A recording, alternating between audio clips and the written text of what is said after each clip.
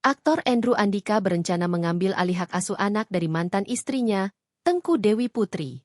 Andrew Andika dan Tengku Dewi Putri telah resmi bercerai pada 18 Desember 2024 lalu. Dalam putusan tersebut, hak asuh kedua buah hati hasil pernikahan mereka jatuh ke tangan Tengku Dewi. Sementara itu, Andrew diwajibkan membayar nafkah untuk anak-anaknya sebesar 20 juta rupiah setiap bulannya. Meski sudah berpisah, Andrew dan Dewi, sapaan akrabnya masih terlibat konflik. Keduanya masih meributkan soal nafkah hingga pola asuh anak.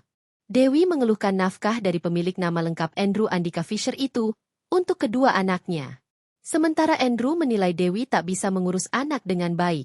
Kini, aktor berusia 38 tahun itu berencana mengambil alih hak asuh anak-anaknya dari Tengku Dewi. Suami Violentina Kaif itu berharap Dewi dapat terbuka soal semua yang berhubungan dengan anak-anaknya.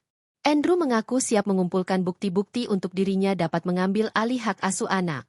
Bintang sinetron Cinta Fitri itu akan membuktikan bahwa Dewi lalai dalam merawat anak.